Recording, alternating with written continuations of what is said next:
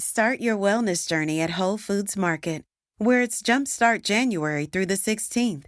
Stock up on supplements with some of the year's biggest savings. Plus, save on air-chilled organic boneless skinless chicken breasts, organic Honeycrisp apples, organic large Hass avocados, and more. And since Whole Foods Market is the only certified organic national grocer, it's easy to make them your wellness destination. Jumpstart your January now at Whole Foods Market.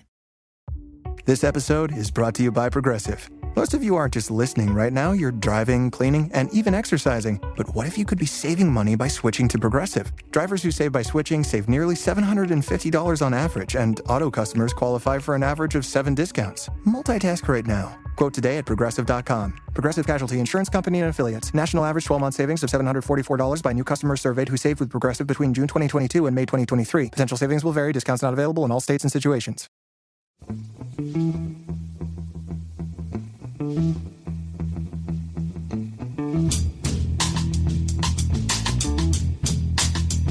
Hello and welcome to The Price of Football, the show that looks at the money behind the beautiful game and is still excited at actually seeing each other just a couple of days ago. I'm Kevin Day, he is Liverpool University's Kieran Maguire. We had a lovely lunch, didn't we, Kieran, with 2 nice bottles of wine, which would have been a much better idea if you weren't a teetotaler. And I just hope producer Guy's ears have stopped burning. Yes. In fact, we had to wear badges so that we recognised each other in the restaurant because it's been such a long time. It's questions day, Kieran, and the first actually comes from a chap called Producer Guy from Moneytown in Goldshire, and he asks, how did you get hold of my credit card to pay for lunch? I'm not sure he knows yet. We have some good questions today, Kieran, so let's crack on. And no news for once, which we're taking as good news. Yes. Derby County fans can step down. The first question comes from, Kieran, Scott Rees. And Scott says that his club, Swansea, have just dropped their youth system to Grade 2. Now, as a club who have been covering day-to-day losses by selling our best youth products, says Scott, how can this be a benefit? I understand the obvious reduction in running costs from a Grade 1 to a Grade 2, but when we make so much from selling players and have a number of academy graduates in the first team, I can't see why we've done it. Yes, it does appear to a certain extent to be a decision made on a short-term basis. The difference between a Class 1 and a Class 2 academy is quite significant. The running costs are around about $5 million a year for a Class 1 and about $1.5 million for a Class 2. So there is a significant savings. You are also monitored by the authorities, by the grading authorities, in terms of the provisions that are made to the young academy players. So and the upkeep of the facilities is and expectations are far greater as well. At the same time, you've only got to unearth one nugget every couple of seasons, and it more than covers itself. But I think this is indicative of the crisis in finances, especially for clubs in the Championship at present, and B, as a result of our one of our old friends, the Elite Player Performance Plan, EPPP. The larger clubs can now effectively snaffle your players whilst they're still academy players. You are given a fixed tariff in terms of the compensation, and some clubs have made the decision, well, if we have a good player and he looks good at 14, we're going to lose him to a bigger club. We're going to get naff all money coming back. So that's why why bother? What explains, Kieran, that $3.5 million drop in running costs then from a Grade 1 to a Grade 2? I think you have to increase the facilities available to the academy players. There's got to be greater investment in education. There's got to be a much broader curriculum on offer to the academy players, because it is deemed to be an elite product, and you think about your club Palace, who've been in the Premier League for 8-9 years now, and you've only just moved up to Class 1 because you're being audited in effect as well. So you can expect a visit at any time So the compliance costs are quite considerable, and it's not just financial. There's a lot of there's administrative burdens as well. Yeah, I've got a meeting at our new academy and training ground next week. I can't wait, because if it's as nice as Steve Parish says it is, it's going to be lovely. And apparently the sandwiches are great as well. So are Swansea, Kieran, taking a gamble here that talent in Wales will still be attracted to them anyway? Yes, they are. They will still be in the in a significant radius around the Swansea area. You would think that they would be first choice. They just can't offer the same quality of facilities as before, and this is a function of no longer being in the Premier League. If you take a look at clubs in the Championship, if you're not in receipt of parachute payments, then you're probably looking at income in the region of perhaps 15 to 20 million a year. If a quarter of that is going out on an academy costs, that is pretty significant. But as Scott says, it is a big risk, isn't it? Because of all the clubs in the Championship, Swansea, I would guess, are the team that are most likely to have young players in their first team. So if they're losing that potential recruitment tool, then they are looking at long-term problems, aren't they? Yes. But from their point of view, they can do all the hard work and then lose their players for next to nothing under the way. The system is geared towards making it easy for the big clubs to come in, snaffle players for next to nothing. And then they go into those big clubs' recruitment models. We discussed this. We've got clubs with 20 to 30 players out on loan from Premier League clubs, and they are making money on the back of that. Yeah, you'll have to excuse a slight frog in my throat, Kieran. I've had it since Friday lunchtime, amazingly. Ali spent the whole weekend saying, "I think you probably need to take a COVID test." I was like, Ali, I know exactly why. I've got a sore throat and a headache. It's fine. I don't need to test for anything. See, my Orangina didn't have the same impact on me. Yeah, it was a slightly posh Orangina you had, wasn't it? It was water that the waiter added some kind of orange thing into, and it looked like a Cresta from the old days. Which, it's frothy, man. I used to love Cresta when I was a kid. There we go again with the 70s references.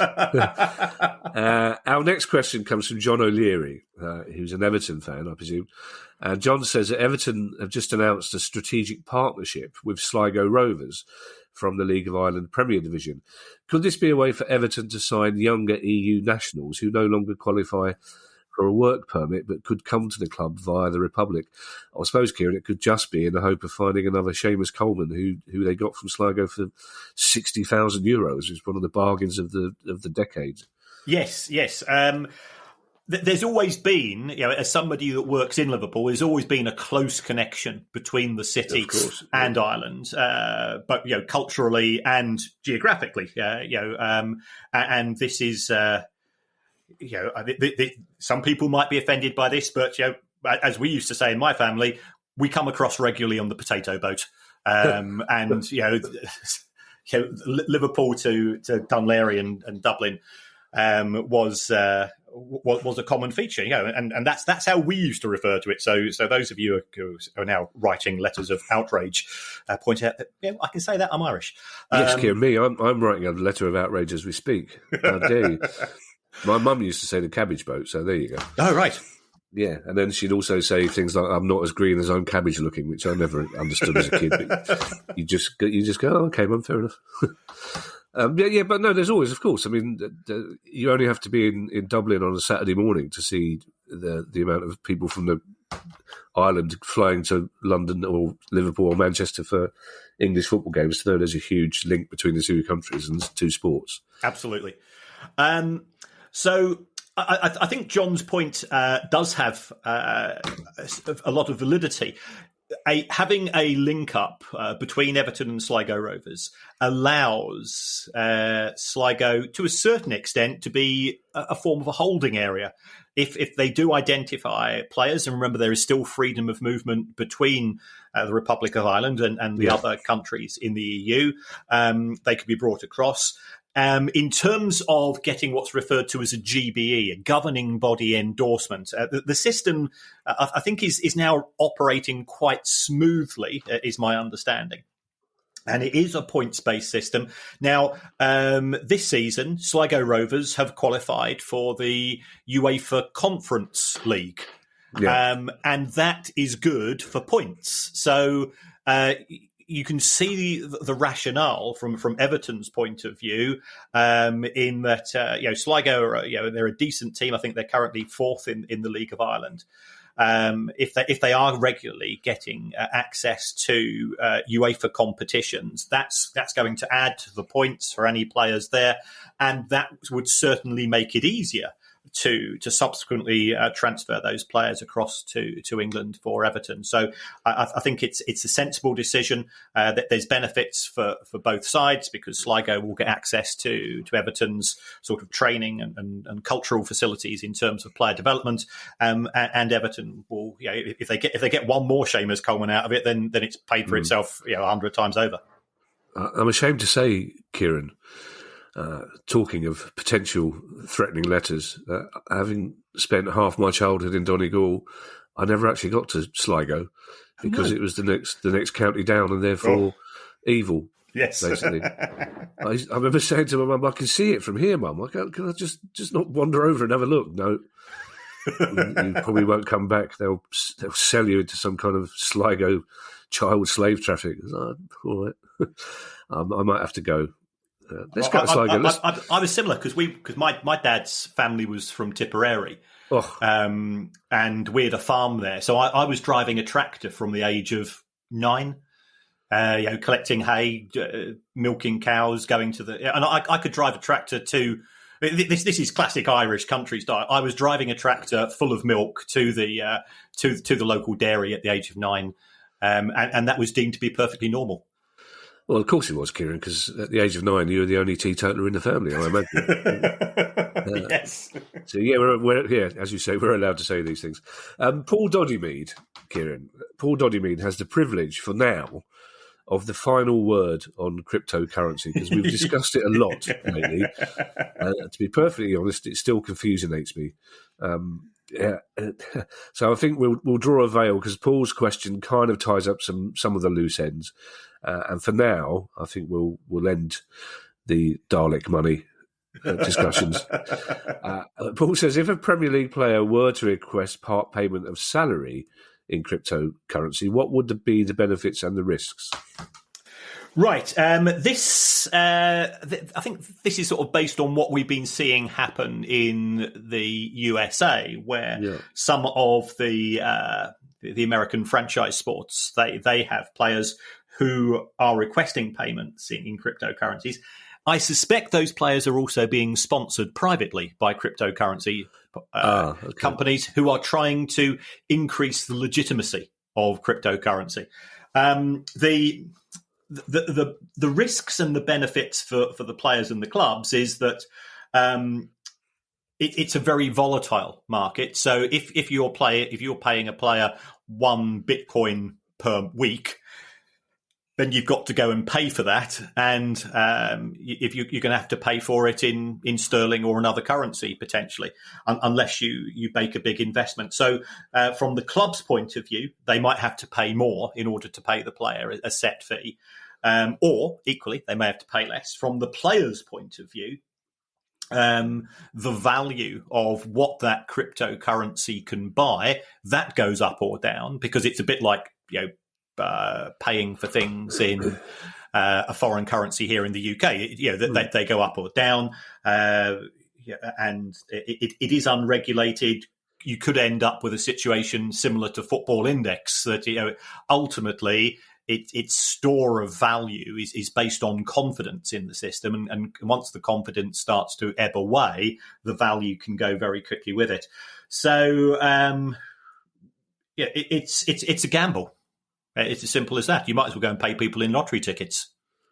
See, I actually did a job once where I was paid in lottery tickets. That was a foolish idea. Strangely enough, Friday lunchtime idea. You'd be amazed. So are you suggesting, Kieran, if you talk about some of these American sports people maybe sponsored by cryptocurrencies, Wolves, for example, are one of the Premier League teams that have shirt sleeve sponsors from a cryptocurrency company. Are you suggesting that perhaps Wolves might be a club that would be interested or look to, or be agreeable to paying some of their players in that fashion?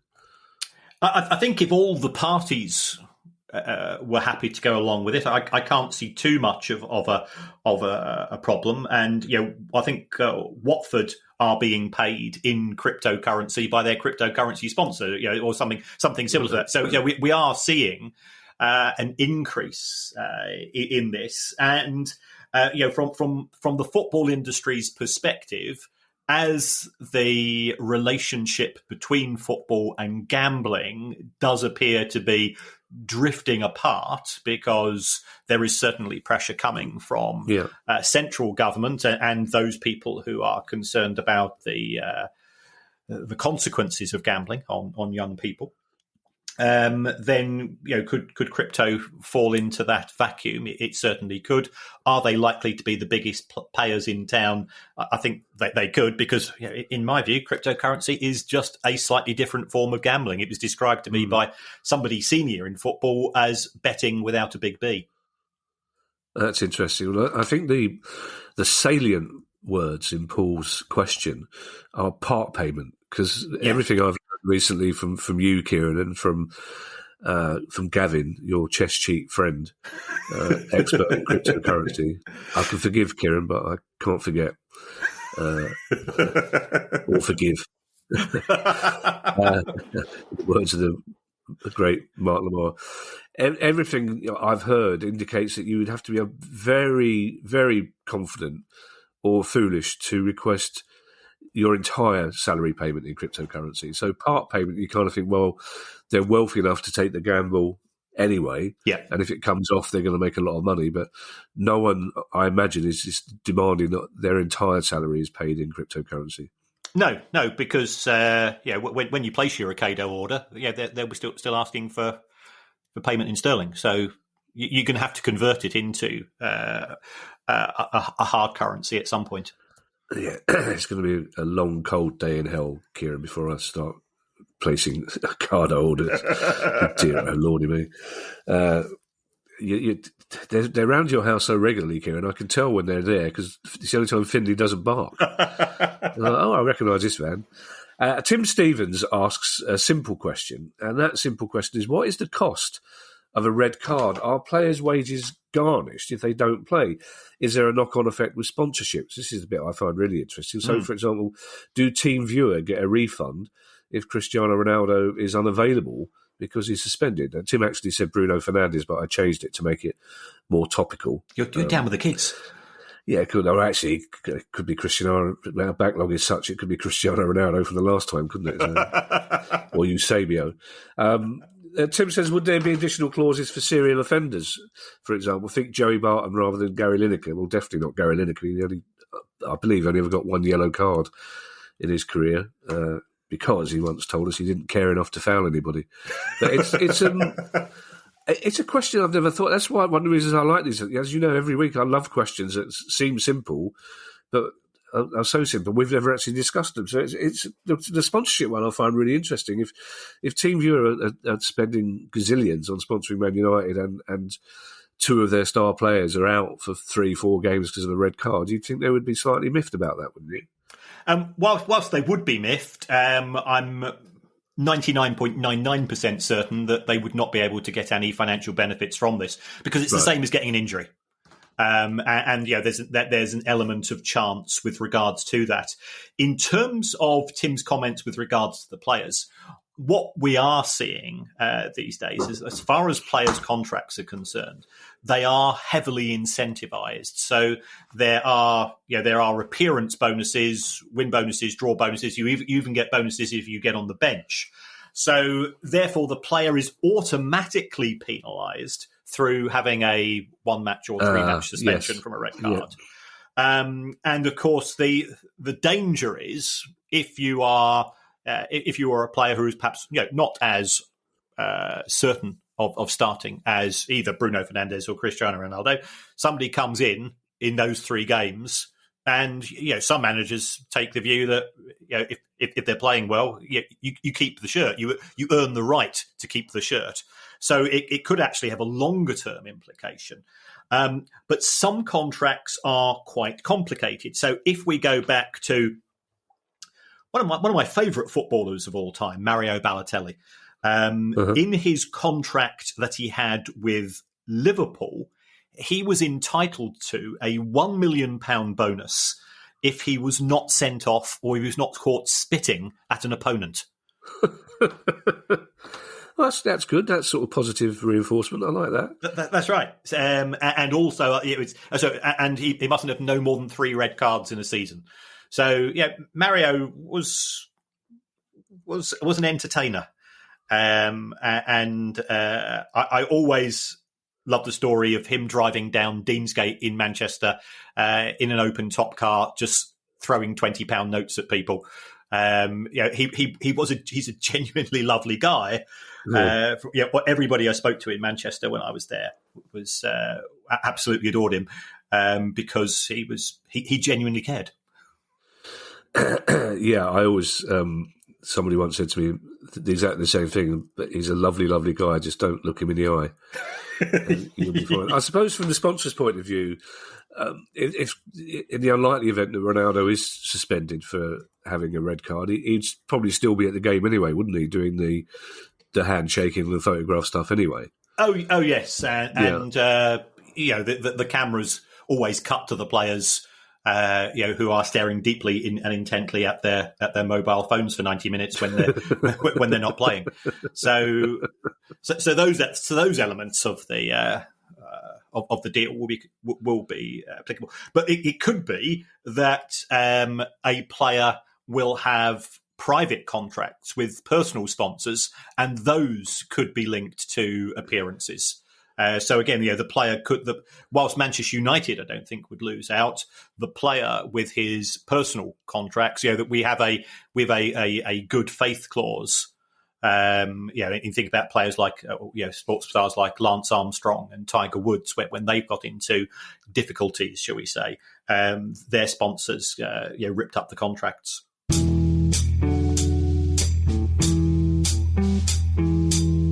This episode of The Price of Football is brought to you by The Price of Football online course, hosted by our very own Kieran Maguire. Kieran, tell us more. Well, Kevin, it's some friends of mine who couldn't afford the Swiss Ramble. So therefore, they decided instead to create the Price of Football course. So it's a 6-week online course starting on the 20th of September. And it's been designed for anybody who wants to potentially get a career in the football industry through a combination of quality education, but also networking. It's really important that you get to know people in the industry because it is a small industry. So it includes 6 hours of weekly study material and a 90-minute mentoring session every week on topics like governing bodies, clubs and investors. I might manage to sneak a bit about amortization in about it as well. So they've asked me to be one of the tutors. So you will see me, or perhaps hear me, or failing that, perhaps they'll see and hear Finlay. And you'll also get the option to attend the World Football Summit in Madrid, though I suspect that will be virtually. It sounds wonderful, Kieran. It does sound genuinely interesting. And a very good way to launch your career. I also like the fact that you're more likely to be tutored by Finlay than you are by me. If you are listening to this and you'd like to launch your career in the football industry with Kieran, and who better, let's face it, to help launch your career in the football industry, head to www.sportstalentnetwork.com for more information. And I also believe you can get an early bird 33% discount at the moment. So go to www.sportstalentnetwork.com to sign up, and perhaps I'll see you on the course, and Finlay as well.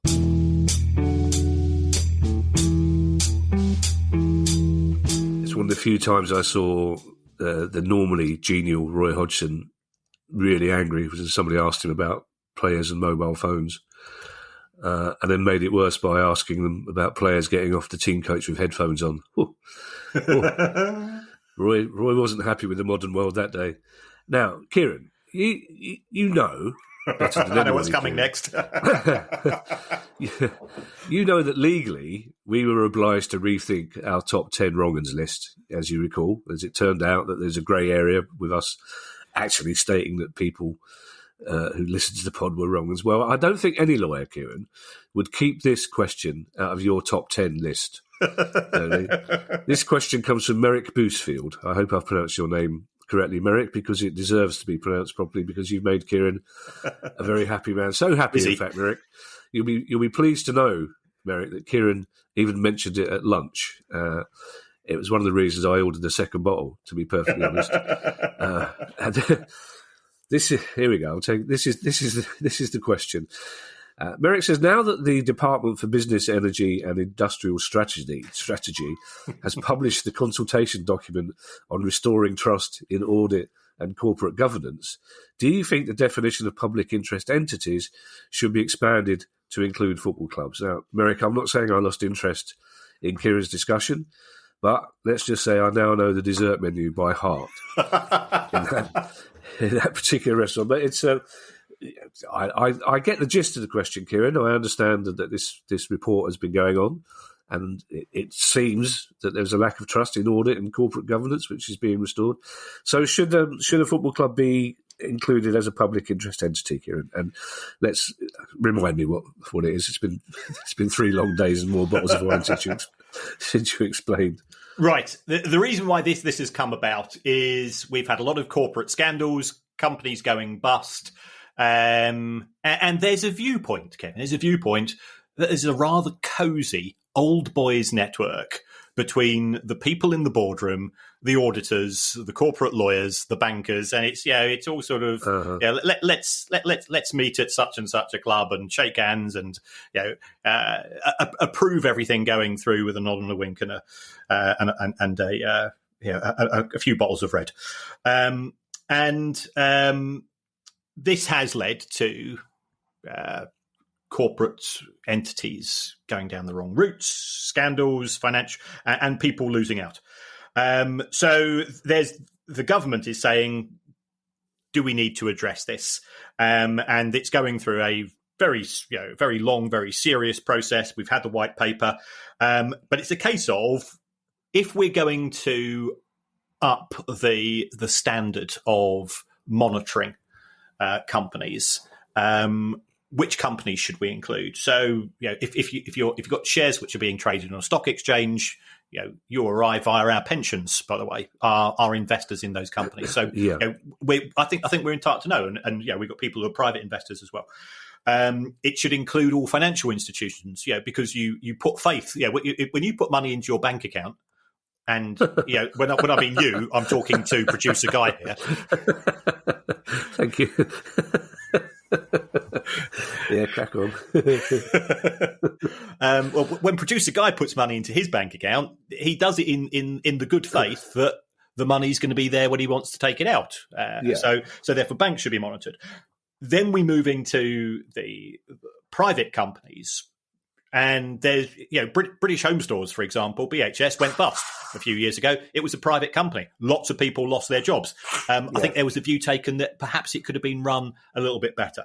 So what I think Merrick is suggesting is, should football enter that particular realm? Now, my view, and I have been critical of the governance, is that I am very uncomfortable about the old boys network in football. I'm and that if we go back to why did we start this podcast? We started this podcast on the back of Bury. The EFL commissioned a report into what went wrong with Bury, and the recommendation was that there should be independent directors. And the EFL said, "Sod that for a game of soldiers. We're sticking to the old boys network." And why wasn't there a report into what happened at Macclesfield? It's because the EFL managed to get rid of Macclesfield from the EFL a few weeks before the club went bust, and we all know what was driving that. So, I'm not happy about the level of governance in the game. At the same time, do I think that the BIES rules should extend to football? I don't, and the reason for that is that the compliance costs of monitoring and keeping up to date with the demands would simply be too high, and the industry doesn't have the resources to do it. Start your wellness journey at Whole Foods Market, where it's Jumpstart January through the 16th. Stock up on supplements with some of the year's biggest savings. Plus, save on air-chilled organic boneless skinless chicken breasts, organic Honeycrisp apples, organic large Hass avocados, and more. And since Whole Foods Market is the only certified organic national grocer, it's easy to make them your wellness destination. Jumpstart your January now at Whole Foods Market.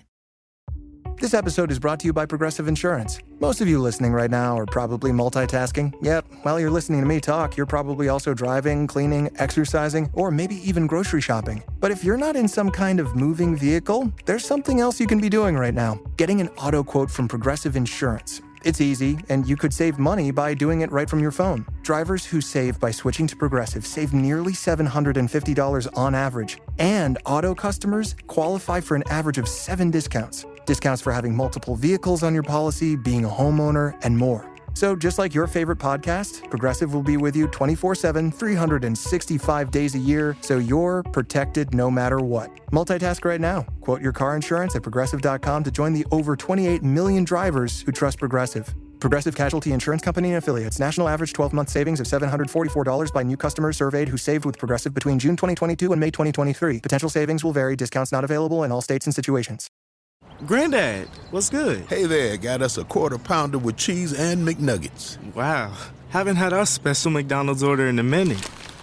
Heard your little tic-tac-toe dance didn't get no likes. Oh man, is Mom telling everybody? You know she is. There's a deal for every favorite grandson at McDonald's. Right now, get one favorite like a quarter pounder with cheese or 10-piece chicken McNuggets and get another for just $1. Price and participation may vary. Cannot be combined with any other offer. Valid for item of equal or lesser value. I find this fascinating in inverted commas, let's put that for a start. But every time, in fact, just on the last pod, I can't remember which club it was, but you talked about club's accounts being unaudited. And every time you say that, I point out, because Guy likes me to do so, that legally a club's accounts don't have to be audited. But I also point that out because I'm still constantly surprised that accounts for any organisation of a certain size can go unaudited, because you'd imagine that the club, the shop, the department store would want their accounts audited, and you can only assume that if they don't, it's because they're dodgy, which is not to imply that the club we were talking about last week's accounts are dodgy, but you'd think it would be in their best interest, and also you'd think that if there are problems down the line, they can say, well, actually, the accounts were audited, so as far as we knew, everything was in order. Yeah. Well, 99% of company accounts are unaudited. 99%? 99%, yeah. So, and that does not mean that 99% of companies are dodgy. The benefits of having your accounts audited is, HMRC are probably less likely to investigate, because they're probably a bit more confidence. And if you go to a bank and you say, here's my company accounts, will you lend me money on the strength of that? And the bank manager says, well, they're unaudited and they've been prepared in crayon.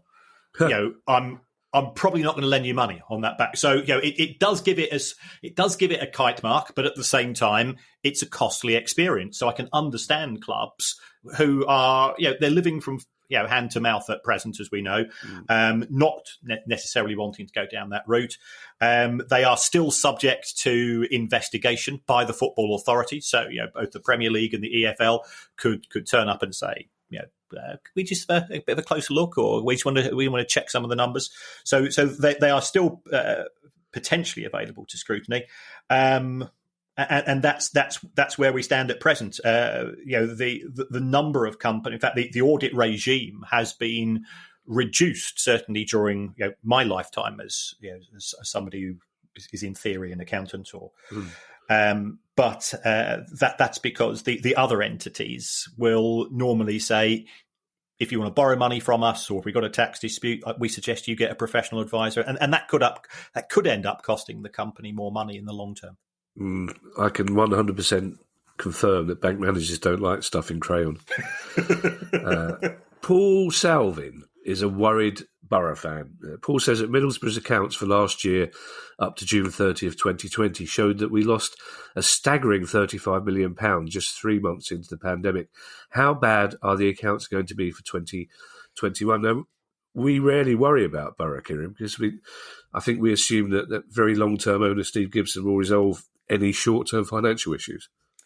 Well, yes, because that's what he's always done in the past. And if you take a look at his haulage company called Gibson O'Neill, that's actually quite a successful organisation in its own right, which has always managed to subsidise the football club.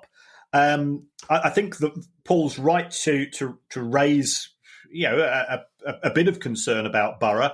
If you take a look at its accounts for the last 10 years, in 7 of those years, wages have been bigger than revenue. And the only 3 years when it wasn't was, the year that Borough were their season in the Premier League, and the 2 following seasons when they had the benefit of parachute payments. They were in a mess certainly in 2020. Wages were 160% of revenue. Wow. And Steve Gibson probably did not help himself in, I think it was 2017-18. Borough had just been relegated to the Championship, and he said, "We're going to smash it. We're going to go straight back up." Yeah. And he spent £66 million on new players that season.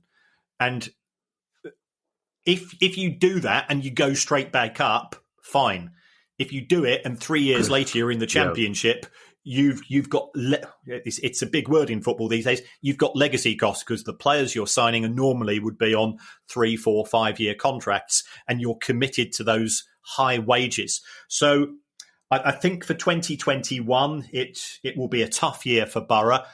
I think after 2021, paradoxically, they've been through that smash it season, and then they retrench. Then they realise, even Steve Gibson, who's a very generous benefactor, and a huge fan of Derby County, by the way.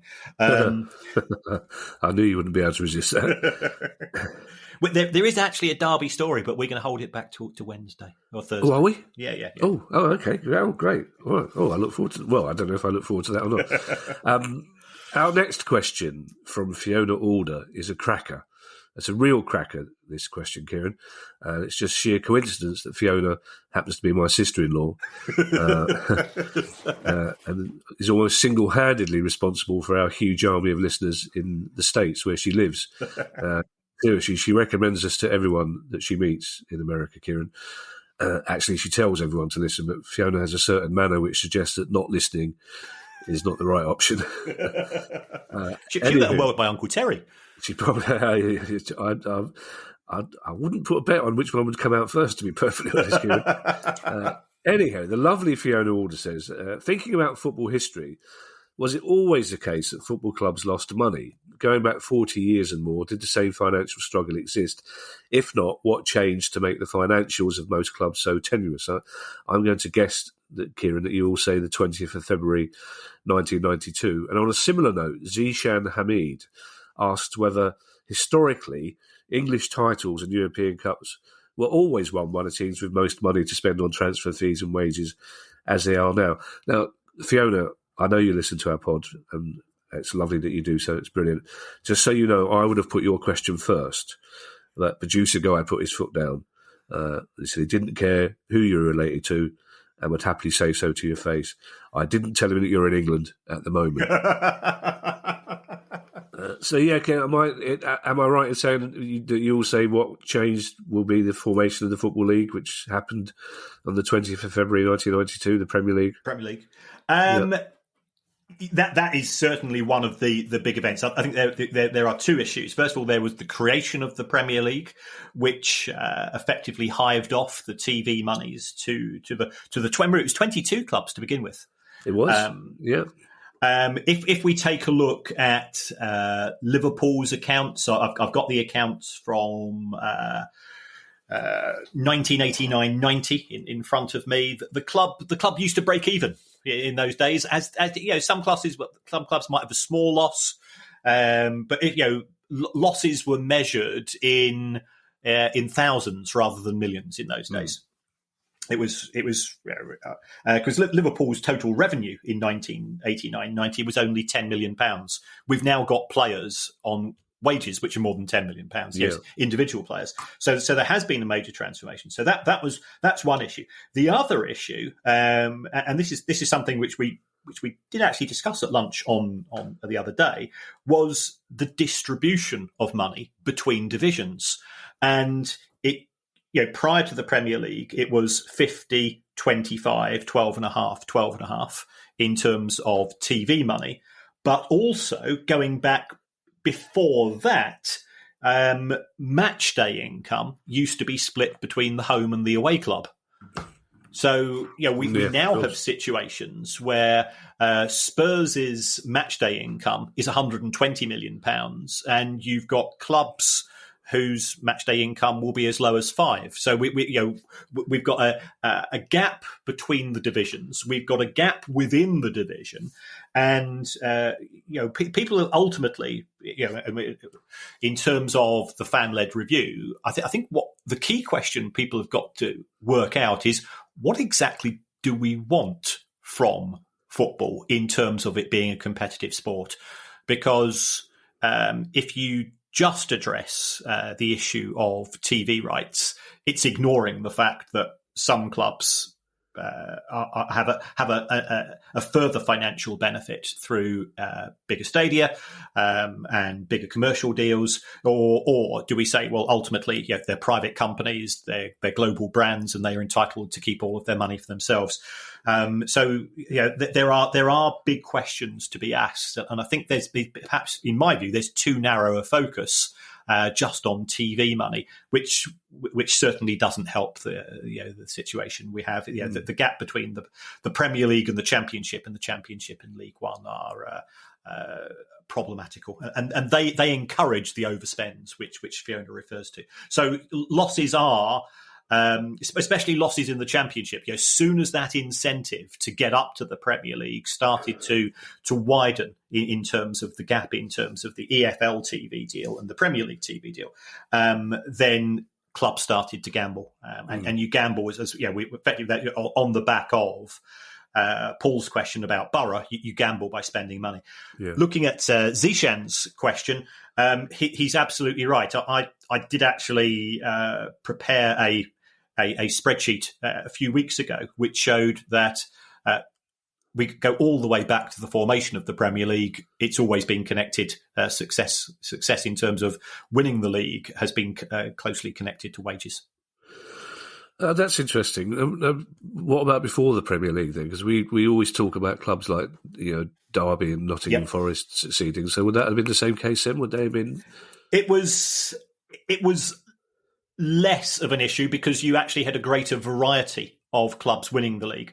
But if you look at Forest's accounts, remember Forest were the first club to pay £1 million indeed for a player in terms of ray of sunshine, Trevor Francis. Yes. We did discuss this at lunch the other day, Kieran, but I wouldn't like people listening to this to think that the only purpose of our lunch was to discuss things that we talk about on the podcast. We talked about a wide range of things, you and I. TV from the 70s, music from the 70s. Yeah. We talked about a lot of things from the 70s, basically. Kieran Simmons has our penultimate question. And Kieran says, on my last few trips over to watch Birmingham City play, I noticed that even the substitutes were sponsored, to which the fans amusingly sing, "Who are you?" It could be recommending my book, to be honest. Kieran says, is there anything on a match day in English football that isn't allowed to be sponsored? In League of Ireland games, even the match ball was sponsored. Certainly at Sellers Park, corners and added time are sponsored. I live in fear, Kieran, of the day that English football shirts are like French ones, with every inch covered in sponsorship and adverts. But are there rules that prevent certain things being sponsored? I mean, referees are sponsored in Scotland, aren't they? So I presume there's no reason why corner flags, centre circles can't be sponsored. Yeah, everything is up for grabs. Certainly, we've got stadium stands, shirts. Now, what's going to happen in terms of shorts? In other sports, it's allowed. I think the FA, the Premier League, and the EFL do have very strict rules as to the size of sponsorship logos on shirts. and I think that's probably done in conjunction with their broadcast partners as well. There's nothing to stop. The blogs greengrocers a penalty spot is the ball's now being put on it, somebody's going to score or miss a goal from it. So no, there's nothing in theory, but there are, as far as what happens on the pitch, there are restrictions. Because if you think about it, we both watch rugby and cricket as well, and you quite often see. Whoa! We both watch cricket, Kieran. I will be getting angry letters from people who know me if you suddenly reveal that I watch handball foul. Oh yeah, I'll watch the old Six Nations game. It's normally. Okay. I watch that if it's on and there's no cartoons on the other side. I'll watch the rugby and very amusingly shout handball foul every time they pick the ball up, which drives my mate Gloucester Dave drives him up the wall. You can't see the ball, Kieran. I prefer a sport where you can see the actual ball. Yes, I think it's a crazy sport, but it's I've done the accounts for a rugby club in Trafford for the last 30 years, and the work they do with the local communities is absolutely amazing. So it's a strange sport, but it's in terms of discipline, I think football could learn a few things from it, and also football could not learn a few things from it as well. I'm Kieran. I'm second to none in my admiration for any sports club that does work in the community. I disagree with you on the discipline front, as I find it slightly sinister that grown men stand in front of the referees like public schoolboys in front of the headmaster. But there you are. Crazy golf. Why isn't there more crazy golf on telly? Fishing, I'd watch that. Fishing, I find myself watching golf increasingly, Kieran, as I can't be asked to go to the countryside anymore. So I just watch golf for the scenery. But going back to Kieran's question. Could you have logos on the pitch?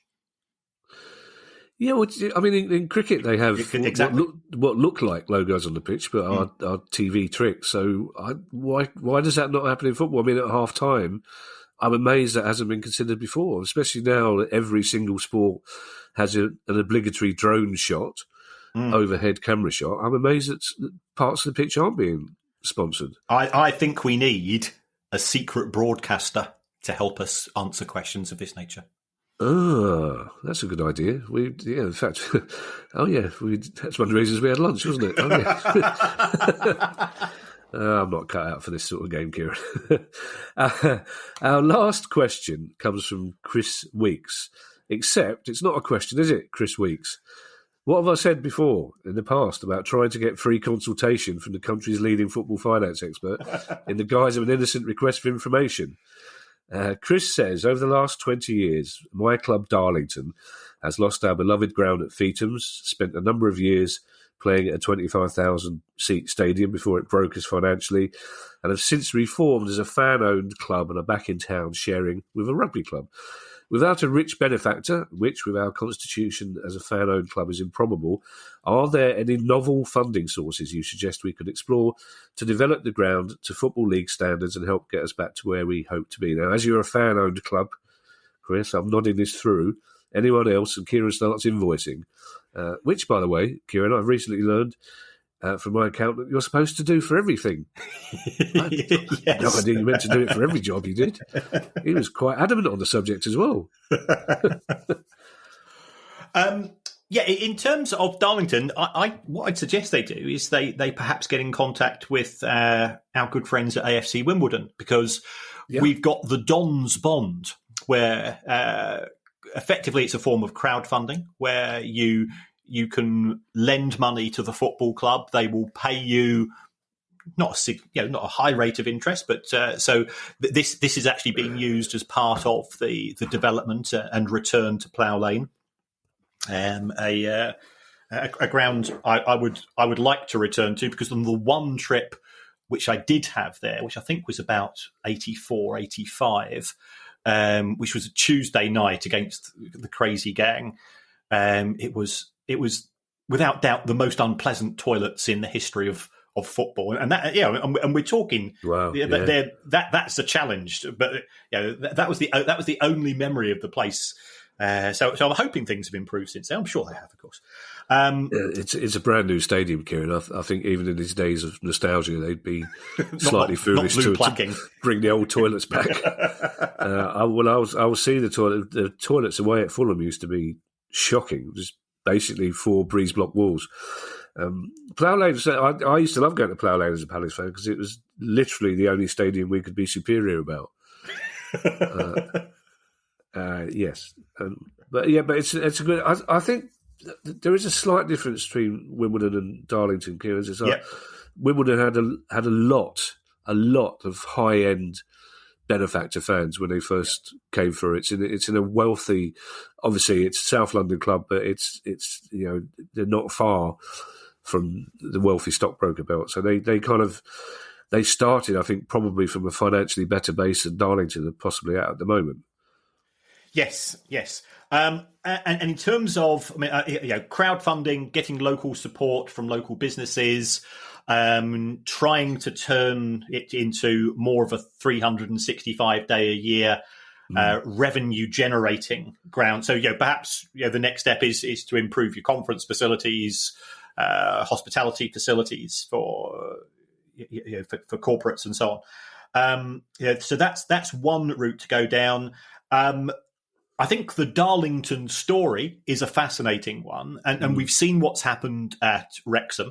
That they've spent a lot of money now in the National League in terms of player recruitment on the back of the Ryan Reynolds link, and they're getting a documentary on that. Well, what happened at Darlington, Feetham's, was it George Reynolds, the safe breaker? Indeed, convicted safe breaker. So, Guy, you don't have to worry about that. He was definitely a convicted safe breaker. Yeah. So he created the Reynolds Bowl, I believe. Indeed. And I know things haven't worked out as the fans would have ideally liked since then. So is there a potential story there? Netflix will make a documentary on most things these days, but not a football finance podcast as yet, sadly. I think who would play the part of you, Kevin? Well, as we know, Kieran, because we've discussed this many times, having not got the part of as myself in Ted Lasso, it's an interesting question, isn't it? It would be somebody who was once ruggedly good looking, but has possibly put on a bit of weight during some kind of lockdown. I don't know. Phil Jupiter's. I'll go with Phil Jupiter's. I always liked Darlington's kit as well, black and white hoops. It was a classy kit. I think the trouble is with Chris's question, and it sounds trite, but the way to make money is to be successful, isn't it? To win things. So it's a kind of dragon eating itself thing, isn't it? The head's in the tail. It's like you need the money to be successful, but you need to be successful to make the money. So it's a hard one. I feel for. I mean, because they were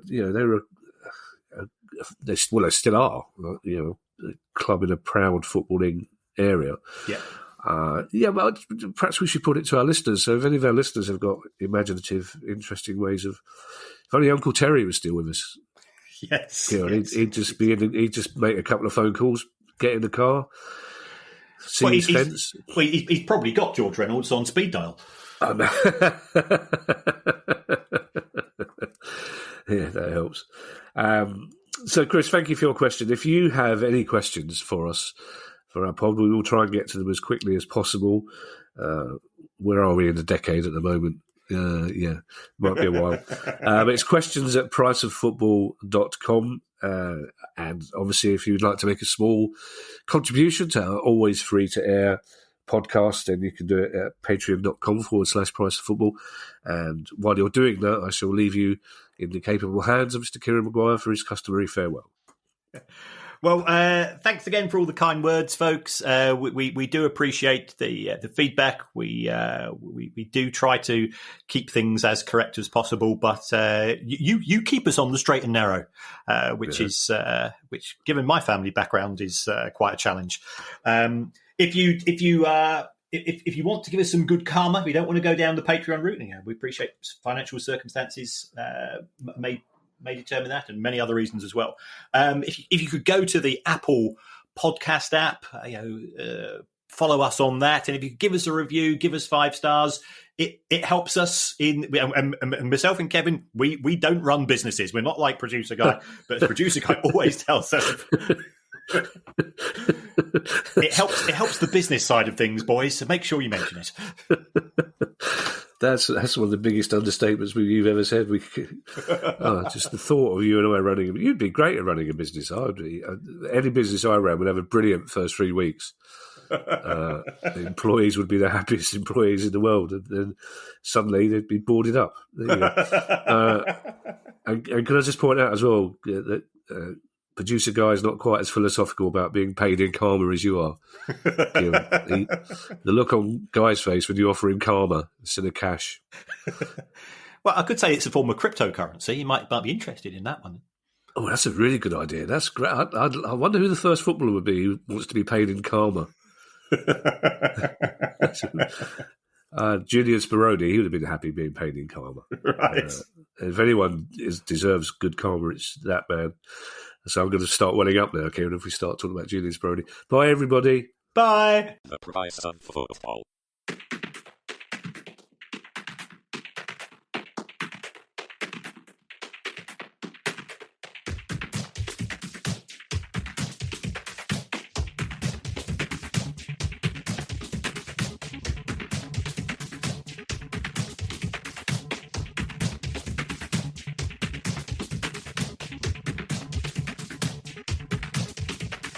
The price of football.